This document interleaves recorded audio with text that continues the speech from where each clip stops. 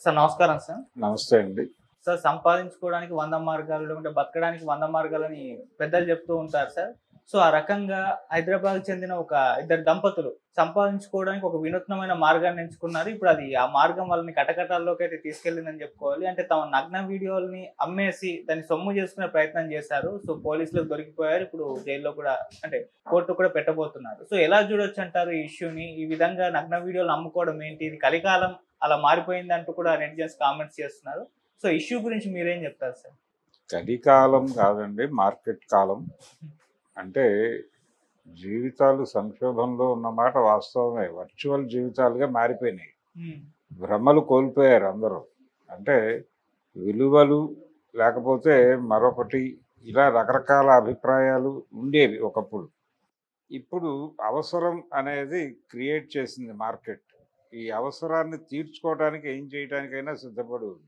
ఆ మార్గాలు కూడా ఓపెన్ అయిపోయినాయి. ఒకప్పుడు నిరుద్యోగం విపరీతంగా రాజ్యం చేసేది.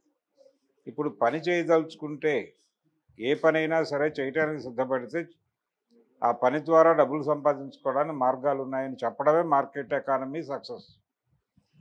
ఒకప్పట్లా లేదు. అభివృద్ధి సంపద సృష్టిస్తున్నాం మేము అని చంద్రబాబు నాయుడు పదే పదే మాట్లాడతాడు. ఇదే సంపద సృష్టించే మార్గం అంటే మీ అవసరాన్ని క్రియేట్ చేసి ఆ అవసరాన్ని తీర్చుకోవటానికి అవకాశాలు కూడా చూపించి తద్వారా ఇక్కడ డబ్బులు జనరేట్ అవుతాయి. ఈ డబ్బులు ఇంకెక్కడో ఖర్చు అవుతాయి. అక్కడ ఖర్చు పెట్టడం కోసం ఇక్కడ సంపాదించడం అనే కార్యక్రమం మొదలవుతుంది. ఈ లింక్ని ఏర్పాటు చేయటం ద్వారా తనను తాను బతికించుకుంటూ ముందుకెళ్తుంది మార్కెట్ వ్యవస్థ. ఈ మార్కెట్ మాయాజాలంలోకి మనిషిని తీసుకెళ్ళి మనిషిని కూడా సరుకుగా మార్చేస్తుంది. ప్రతి మనిషికి ఒక ధర ఉంటుంది. ఆ ధర ప్రకారం వాడు అమ్ముడుపోతూ ఉంటాడు, కొనుగోలుకి గురవుతూ ఉంటాడు. ఏదైనా జరుగుతుంది. అభిప్రాయాలు కొంటారు. అభిప్రాయాలు కొనటము, అభిప్రాయాలని ఇంప్లాంట్ చేయటము, ఇలాంటివి కూడా మనం చూస్తూనే ఉన్నాం. హ్మ్. కాబట్టి మార్కెట్ విలువల ప్రకారం మార్కెట్ రాజ్యంలో ఏం జరగాలో అంటే సంసారాలు వర్చువల్గా మారిపోయినాయి, జీవితాలు వర్చువల్గా మారిపోయినాయి అనేటువంటి అంటే ఇప్పుడు ఈ మధ్య కాలంలో వివాహ వ్యవస్థ మీద పెద్దగా భ్రమలు లేవు, ప్రజలకు చాలా వరకు తొలగిపోయినాయి అని మాట్లాడుతున్నారు. ఈ మాట్లాడడానికి ఊతం ఇచ్చేవి ఇలాంటి సంఘటనలు. అలాగే పెద్దగా ఇబ్బంది పడటం లేదు ఎవరు గతంలో లాగా. అంటే ఎవరైనా ఇబ్బంది పెడుతుంటే, తమ నడవడికకి ఇబ్బంది పెడుతుంటే వాళ్ళని అడ్డు తొలగించుకోవడానికి ఏమాత్రం మొహమాట పడటం లేదు.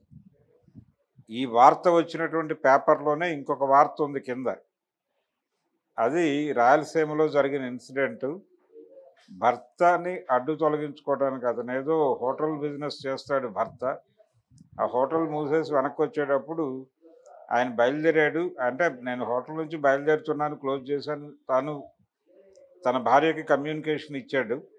ఆవిడ వేరే అతనికి ఫోన్ చేసి ఆయన బయలుదేరారు, మీరు దారిలోనే ముగించేస్తే మంచిది అని చెప్పారు. అలా ఒక మర్డర్ జరిగిందని ఒక వార్త అదే పేపర్లో అదే వార్త కింద ఉంది. అంటే ఇలాంటి సంఘటనలు అనేకం చూస్తున్నాం. నిన్న మొన్న తల్లిని చంపేసిన కూతురు 10th క్లాసు అని మాట్లాడుకున్నాం. ఓహ్! ఇవన్నీ మాట్లాడుకోవడానికి సెంటిమెంట్ బాగానే ఉంటుంది. 10th క్లాస్ కూతురు తల్లిని చంపేసింది అని. కానీ వీళ్ళు ఇలా మారిపోవడానికి రీజన్ ఉంది. ఇది కేవలం వాళ్ళ తప్పులు, వాళ్ళ నేరాలు కాదు. వీటిని నేరాలుగా చూడాలా వద్దా అనేది కూడా ఒక ప్రశ్న సమాజం ముందు ఉంది. దీని మీద విస్తృతమైన చర్చ జరగాలి. ఈ రకంగా ప్రవర్తనలు మారిపోవటం వెనకాల వ్యవస్థ కంట్రిబ్యూషన్ ఏమిటి? ఈ వ్యవస్థని కాపాడుతామని కంకణం కట్టుకుని భారతీయ జనతా పార్టీ రూల్ చేస్తోంది. ఈ వ్యవస్థనే కాపాడుతాం, ఈ వ్యవస్థని కాపాడటానికి ఏం చేయడానికైనా సిద్ధమని నిన్న పిక్కి సమావేశంలో చంద్రబాబు నాయుడు గారు తొడలు కొట్టాడు. ఈ వ్యవస్థని కాపాడటమే మా పరమావధి అని చెప్పేసి ఈ మధ్య పదే పదే రేవంత్ రెడ్డి గారు చెప్పుకున్నాడు. రేవంత్ రెడ్డి కంటే మేము ఎఫెక్టివ్గా ఈ వ్యవస్థను కాపాడుతామని కేటీఆర్ గారు మాట్లాడారు. కాబట్టి రాజకీయ నాయకులందరికీ ఇది బాగుంది. అంటే వాళ్ళ లెవెల్లో వాళ్ళకి ఇటువంటి వాళ్ళ అవసరాలు తీర్చుకోవడానికి వాళ్ళు ఒక ప్లెయిన్లో ఒక బిజినెస్లో ఉన్నారు. కాబట్టి వాళ్ళు విలువల గురించి మాట్లాడతారు. కానీ ఒక లేమ్యాన్ అంటే వాళ్ళిద్దరూ ఇప్పుడు ఎవరైతే క్రైమ్ చేశారని చెప్తున్నారో వాళ్ళిద్దరికీ ఉన్నటువంటి అవసరాలు తీర్చుకోవడానికి కావలసిన డబ్బు సంపాదించుకోవడానికి ఈ మార్గం మార్కెటే అరేంజ్ చేసింది. ఈ అరేంజ్ చేసినటువంటి మార్గంలో డబ్బులు సంపాదించుకుందామా వద్దా అనేది దగ్గర కాంట్ బట్ సిచ్యువేషన్ క్రియేట్ అయినప్పుడు అనివార్యంగా మార్గంలోకి వెళ్ళిపోదాం, ఏమవుతుందిలే, ఆల్రెడీ అక్కడ ఒక మార్కెట్ క్రియేట్ అయి ఉంది కదా అని ఎంటర్ అయ్యారు వీడు. దీన్ని క్రైమ్ అంటే అసలు దీన్ని అలో చేసినటువంటి ఈ రకమైన ఏర్పాట్లు చేసినటువంటి ఇది కేవలం ఇక్కడి వరకే కాదు. మీరు ఆన్లైన్లోకి వెళ్తే ఆ మధ్య నరేంద్ర మోడీ గారి అధికారంలోకి వచ్చాక అసలు మీకు ఈ పార్న్ సైట్స్ ఏవి కూడా ఇండియాలో ఓపెన్ కావని చెప్పాడు ఆయన. కానీ ఆయన చెప్పిన కాలంలో అప్పటి పేర్లతో అప్పటి లింకులు ఓపెన్ కావడం లేదు, కానీ వేరే లింకులతో ఆ కంటెంట్ సమాజంలో నడుస్తోంది. ఇది కాకుండా ఇది క్రైమ్ అంటున్నారు నిజానికి. ఇంతకంటే దారుణాలు, ఇంకా దారుణాలు చూసాం మనం. ఇంకా దారుణాలు అంటే ఒక దుబాయ్ కాదు, మలేషియాకి ఒక వైఫ్ ఏదో తన ఉపాధి, తన ఉద్యోగం పని మీద మలేషియా వెళ్ళింది ఆవిడ. వెళ్ళి మలేషియా నుంచి ఇండియాలో ఉన్నటువంటి గోదావరి జిల్లాల్లో ఉన్నటువంటి తన భర్తతో ఆవిడ ఒక న్యూట్ కాల్ మాట్లాడింది అక్కడి నుంచి. నిజానికి నువ్వు కూడా వచ్చేస్తే బాగుంటుంది కదా ఇక్కడికి అన్నట్టుగా ఆవిడేదో మాట్లాడుతూ అందులో భాగంగా నడిచింది అది. వాళ్ళిద్దరూ ఇది ప్రపంచానికి తెలియదు అనే భ్రమలో ఉన్నారు ఇద్దరు. పర్సనల్గా మాట్లాడుకుంటున్నాం అనే భ్రమలో మాట్లాడుకున్నటువంటి ఆ వీడియో ఇంకెవరో హ్యాక్ చేశారు. ఆ హ్యాక్ చేసిన వీడియో పార్న్ సైట్స్లోకి వెళ్ళిపోయి వాళ్ళ బంధువుల్లో ఎవరో చూసి దాన్ని వీళ్ళిద్దరికీ నైతికత లేదని మాట్లాడేస్తే ఏమనుకోవాలండి.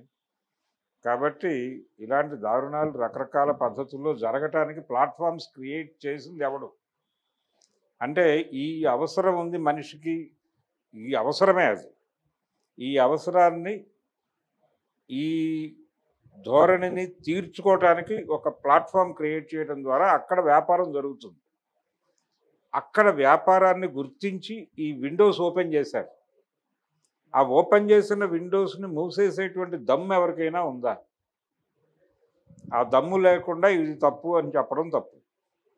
అందుకని మారుతున్నటువంటి నైతిక విలువలు, మారుతున్నటువంటి ఆలోచన ధోరణులు వాళ్ళిద్దరూ మ్యూచువల్ అండర్స్టాండింగ్తో చేశారు. పైగా అవగాహనతో, అంటే ఇద్దరికి కలిపి ఒక కౌటుంబికమైనటువంటి ఆదాయ మార్గం కోసం వాళ్ళు ఏదో తిప్పలు పడ్డారు. అక్కడ వరకే చూడాలి దాన్ని. అంటే మార్కెట్ కన్జ్యూమరిజం పెట్టినటువంటి ఒత్తిడికి సరెండర్ అయ్యి వాళ్ళు చేసినటువంటిది అది అలా చూసినప్పుడు వ్యవస్థని నడిపిస్తున్నటువంటి శక్తుల్ని, ఈ వ్యవస్థని కాపాడుతామని రోజు మాట్లాడుతున్నటువంటి రాజకీయ నాయకుల్ని కూడా ఈ కేసులో నేరస్తులుగా పెట్టాలి. అప్పుడు మాత్రమే ఆ కేసు గురించి మాట్లాడాలి తప్ప. ఇప్పుడు ఆ రోజుల్లో ఎన్టీ రామారావుతో సినిమా తీశారు ఎస్బీలాల్ గారు, నేరం నాది కాదు ఆకలిది. అది హిందీలో రోటీ అనేటువంటి సినిమాకి రీమేక్ రాజేష్ ఖన్నా గారు చేశాడు అక్కడ. అంటే కోర్టులో ఆర్గ్యుమెంట్, ఇది ఆకలితో అనివార్యమై చేసినటువంటి నేరం, దీన్ని ప్రత్యేకంగా చూడాలి.